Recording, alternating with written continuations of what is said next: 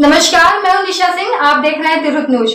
Bhim army के जिलाध्यक्ष रानूजीत पासवान के हत्या संबंध में बीते रात लोजपा के राष्ट्रीय अध्यक्ष और सांसद चिराग पासवान ने करजा थाना के पकड़ी गांव स्थित मृतक के परिजनों से मिलकर उन्हें दिलासा दी और मुख्यमंत्री को कार्रवाई करने को लेकर मेमोरेंडम देने की बात कही। मुजफ्फरपुर के करजा थाना का पकड़ी के रहने वाले भीम आर्मी के जिलाध्यक्ष रानूजीत पासवान की हत्या के बाद मंगलवार को परिजनों से मिले लोजपा सुप्रीमो सह जमुई सांसद चिराग पासवान पहुंचे।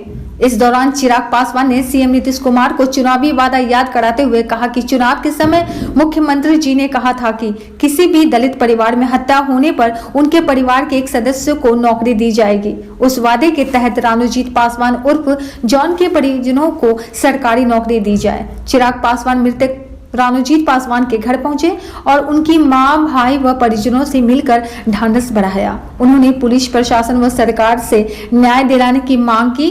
उन्होंने कहा कि प्रदेश में हत्या का सिलसिला थम नहीं रहा है, आखिर कारण क्या है, जिम्मेदार कौन है। एक नौजवान जॉन को अपराधी द्वारा चाकू से गोदकर हत्या कर दिया जाता है। एफआईआर में आरोपी का नाम देने के बावजूद नामजद लोगों की गिरफ्तारी नहीं हो रही है। आखिर बिहार में अपराधियों का शासन चल रहा है या कानून का, ये समझ से परे है। जॉन के परिजन हत्या के एक सप्ताह बाद भी इंतजार में है कि आरोपी की गिरफ्तारी होगी और उन्होंने मृतक की तस्वीर पर पुष्प अर्पित कर श्रद्धांजलि दी। इस दौरान लोजपा के कांटी विधायक प्रत्याशी विजय सिंह, मीनापुर के प्रत्याशी अजय कुशवाहा भी थे। देखिए, अब इसमें क्या कोई कहे, एक के बाद एक जिस तरीके से हमारे प्रदेश में हत्याओं का सिलसिला, और उसके बाद दुख की बात यह है कि दोषी पकड़ में ही नहीं आते। कारण कौन है, जिम्मेदार कौन है, कौन जिम्मेदारी ले रहा है, समझ के ही परे। जिस तरीके से यहाँ पे नौजवान की हत्या की गई, इतना खूबसूरत लड़का, जिम करता था, सारी चीज़ें घर में देखने कमाने खाने वाला वही एक लड़का, और उसको जिस तरीके से यहाँ पे आके चाकू से रौंद के मार दिया जाता है। और उसके बाद प्रशासन पूरी तरीके से शांत रहता है।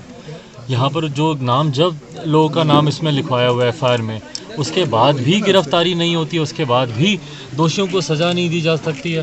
तो ये तो सब समझ के परे है कि भैया बिहार में अपराधियों का शासन चल रहा है कि यहाँ पे कानून का राज चल रहा है। हमारे मुख्यमंत्री, जो हमारे प्रदेश के गृह मंत्री भी हैं, निरंतरता में उनके सामने एक के बाद एक इतनी बड़ी घटनाएं हो रही हैं। हम लोग अगर कहते हैं तो कहा जाता है कि भैया राजनीति करने, पर हकीकत है कि अगर आप शासन प्रशासन को आप चुस्त करेंगे तो आप कब करेंगे। एक के बाद एक जिस तरीके से वहाँ पे रुपेश की हत्या की गई, आज दिन में मैं वहाँ पे था, उनको यहाँ पे आके सामने दिन दहाड़े उनको गोली से भून दिया जाता है।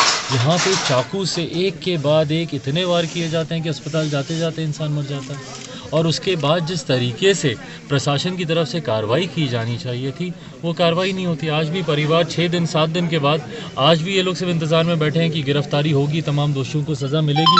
सज़ा मिलना तो दूर की बात है, जितने लोग जिनका नाम इन्होंने लिखवाया, उनके छोटे भाई हैं अमर, इन्होंने सामने इन्होंने देखा है, इन्हीं के पीछे सब भाग कर आए, इनको पता है कि कौन लोग हैं, उसके बाद भी प्रशासन की तरफ से गिरफ्तारी नहीं होती है। और जिस तरीके से बेबसी में पूरा परिवार है यहाँ पर, कल को मान लीजिए आए तो इन्हीं के पीछे थे, इन्हीं को ही मारने आए थे अमर को, पर उनके भाई बीच में आए, उनकी हत्या कर दी गई। तो कल को इस परिवार की सुरक्षा कौन करेगा। यहाँ पर जिस तरीके से यहाँ पे क्यों नहीं इनके परिवार को यहाँ पे सुरक्षा दी जा रही है, क्यों नहीं यहाँ पे पुलिस तैनात की जा रही है। कल को मान लीजिए इन्हीं को कुछ कर देता है, इनकी माता को आके कुछ कर देता है, इनके पिताजी को आके ये लोग कुछ कर देते हैं बदला लेने के लिए। आए दिन इनको धमकियाँ मिल रही हैं फ़ोन पे। और ये सारी बातें प्रशासन जानने के बाद भी अगर इतना सुस्त है तो ये लोग क्या अगली किसी घटना होने का इंतज़ार कर रहे हैं। इसीलिए मैं आपके माध्यम से, बहरहाल मैं लिखित रूप में भी मैं हमारे मुख्यमंत्री, जो हमारे प्रदेश के गृह मंत्री, उनसे मैं आग्रह करूंगा कि पहले तो परिवार को भी सुरक्षा दें। जितने दोषी हैं जल्द से जल्द उनके ऊपर कार्रवाई हो, तभी अपराधियों में भय आएगा। अगर अपराधी इसी तरीके से खुले घूमते रहेंगे तो हम लोगों ने तो देखा कि आए दिन यहाँ पे हत्या हो रही है, और इसीलिए हो रही है क्योंकि अपराधी के मन में भय नहीं है। और साथ ही में मैं मुख्यमंत्री जी से ये भी आग्रह करूंगा, क्योंकि कमाने खाने वाला एक ही वो लड़का था। मैं चाहूँगा, मैं उनसे आग्रह करूँगा कि जिस तरीके से चुनाव से पूर्व हमारे मुख्यमंत्री जी ने वादा किया था कि अगर किसी दलित परिवार में इस तरीके की अगर हत्या होती है तो उसके परिवार को सरकारी नौकरी दी जाएगी। मैं उनसे आग्रह करता हूँ कि परिवार का जो भी योग्य व्यक्ति हो उसके बाद जल्द से जल्द उनको अपनी सरकारी नौकरी देने का जो मुख्यमंत्री जी ने वादा किया था उसको भी पूरा करें और आने वाले समय में अपराधियों के मन में भय आए। इसके लिए ज़रूरी है कि जल्द से जल्द समय रहते हुए टाइम बाउंड पीरियड में, आप अनिश्चित काल के लिए आप इन सब चीज़ों को आप नहीं टाल सकते हैं, टाइम बाउंड पीरियड में कार्रवाई हो और दोषी हिरासत में हो और उनको सख्त से सख्त सज़ा दी जाए। नीतीश कुमार कह रहे हैं कि मेरे कार्यकाल में इतना अपराध नहीं बढ़ा है, जंगल राज के समय लालू के राज में अपराध बढ़ा था।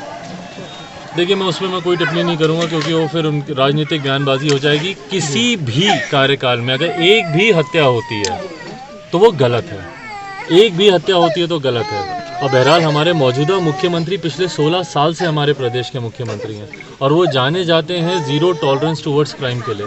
तो अगर उनका ज़ीरो टॉलरेंस है टूवर्ड्स क्राइम, आज वहाँ पे रुपेश वाले मामले में देख लीजिए, इतने दिन हो गए उसमें कोई गिरफ्तारी नहीं हुई। यहाँ वाले मामले में देख लीजिए, जॉन वाले मामले में देख लीजिए, यहाँ पे अभी तक कोई सुराग इनको सामने नहीं मिल रहा, बल्कि यहाँ पे तो नाम दे रखे हैं।